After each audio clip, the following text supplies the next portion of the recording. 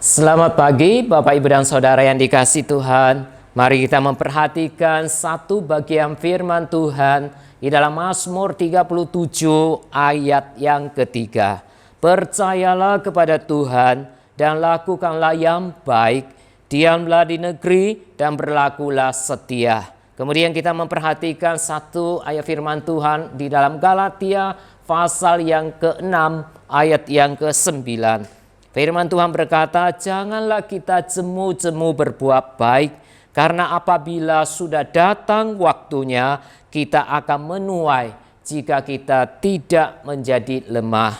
Bapak, Ibu, dan Saudara yang dikasihi Tuhan, berbuat baik adalah tugas dan tanggung jawab setiap umat manusia.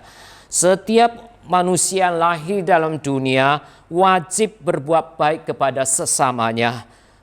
Apalagi kita sebagai anak-anak Tuhan yang percaya kepada Tuhan, kita harus senantiasa berbuat baik, menolong sesama kita. Berbuat baik merupakan kesaksian hidup dari anak-anak Tuhan yang menyenangkan hati Tuhan dan yang memuliakan nama Tuhan. Berbuat baik adalah ketika kita melihat sesama kita memerlukan pertolongan dan kita bersedia menolong mereka sesuai dengan kemampuan kita. Ibu Teresa berkata, bukan berapa banyak kita memberi, tetapi berapa banyak cinta kasih kita bubuhkan atau sertakan pada pemberian kita. Kasih harus diwujudkan dalam pemberian dan perbuatan, dan hal itu menuntut pengorbanan.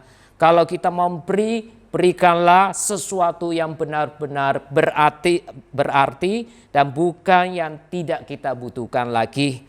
Saudara yang dikasihi Tuhan, pernah ada seorang pengemis menghampiri Ibu Teresa di jalan.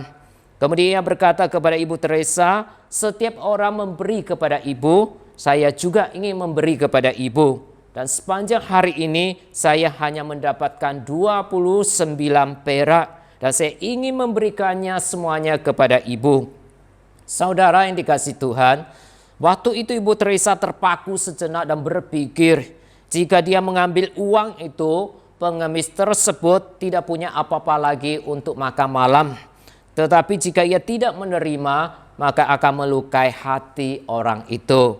Maka pada akhirnya Ibu Teresa mengelurkan tangan dan menerima uang tersebut dari si pengemis. Tapi saat itu di wajah pengemis terpancar kebahagiaan yang luar biasa, karena dia bisa mengambil bagian untuk menolong orang lain.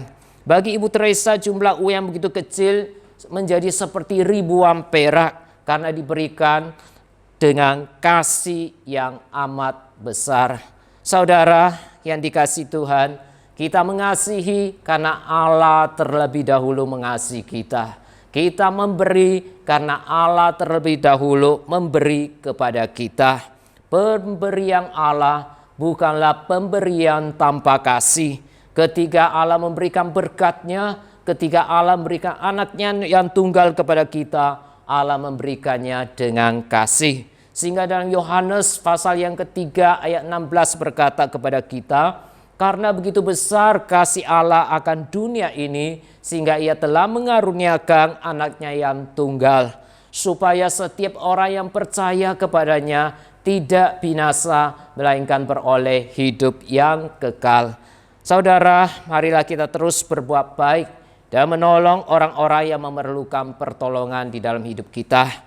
Marilah kita melakukannya dengan hati yang penuh kasih, supaya melalui apa yang kita lakukan, nama Bapa di surga dimuliakan. Amin. Mari kita berdoa.